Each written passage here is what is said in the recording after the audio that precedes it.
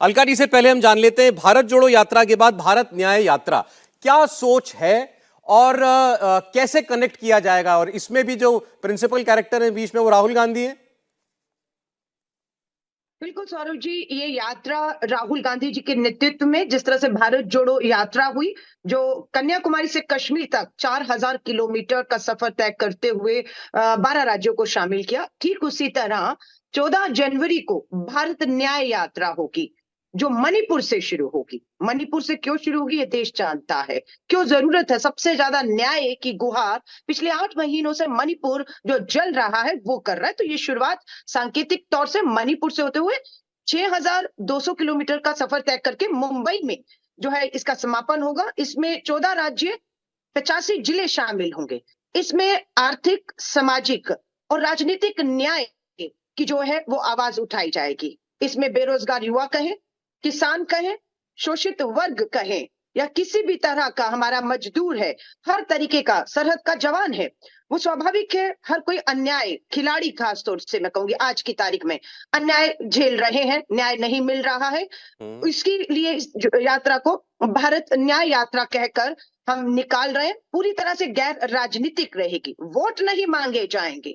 पुलवामा के शहीदों पर कोई वोट मांग सकता है या आज राम मंदिर के नाम पर वोट मांग सकता है, पर ये यात्रा वोट के मकसद से नहीं है। लेकिन स्वाभाविक है मुद्दे वही होंगे, बेरोजगारी, महंगाई। वोट मांगे नहीं जाएंगे, वोट चाहे तो जाएंगे ना अलका जी।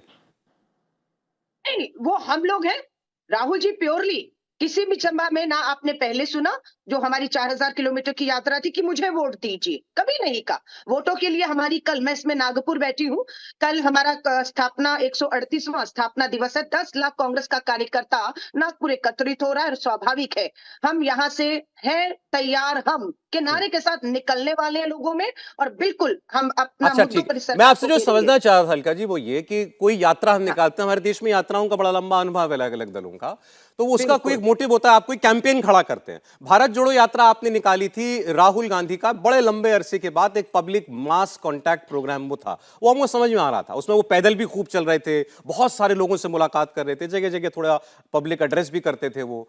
अब जो मोदी जी की यात्रा चल रही है विकसित भारत संकल्प यात्रा, उसमें वो सीधे सीधे योजनाओं के लाभार्थियों से बात करते हैं, तो उसमें भी एक मकसद समझ में आता है। अब ये जो न्याय यात्रा है इसमें आप कैसे जुड़ेंगे लोगों से, क्योंकि इसमें पैदल भी नहीं वो उतना चलेंगे, बस से चलेंगे। देखिए, ये मणिपुर, अरुणाचल और नॉर्थ ईस्ट से शुरू होते होते मध्य भारत से होते हुए गुजरात से मुंबई खत्म होगी।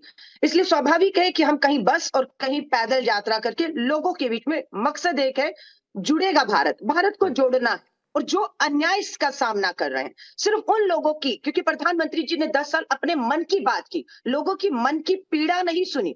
हमारी ये होगी कि लोगों की पीड़ा सुने, कहाँ अन्याय हो रहा है उसको आवाज, उसको एक मंच दें और उसे देश के सामने लाएं। ठीक कि है। आज हर मीडिया चैनल, बहुत सारा हमने खिलाड़ी बेटियों को भी देखा, अपने पदक तक देने की नौबत तक आ गई, किस तरह से भावुक पे दबाव बना। सरकार किसानों के सामने घुटने पर आई, कृषि कानून वापस लिया। सरकार यहाँ पर भी घुटनों पर आई कि अपने एक सांसद को लगातार ब्रजभूषण को बचा रही थी, लेकिन बाद में उस पर कार्रवाई नहीं की, लेकिन कुश्ती संघ को लेकर बर्खास्त किया, निलंबित किया। कहानियां हमारी लोकतंत्र की हत्या बीच संसद में 75 साल में पहली बार हुआ कि ठीक है। 140 ठीक है। सांसदों को, विपक्ष के सांसदों को निलंबित करके विपक्ष की 60% आबादी, करोड़ों लोग जिन्होंने चुनकर भेजा था, उनकी आवाज को जो है वो तो दबाने इस की यात्रा के कोशिश जरिए की। आप इन जिसमें तमाम मुद्दों को हत्या। एम्पलीफाई करने में कामयाब होंगे, लोगों तक पहुंचाने में कामयाब होंगे, आपकी उम्मीद है। ठीक है।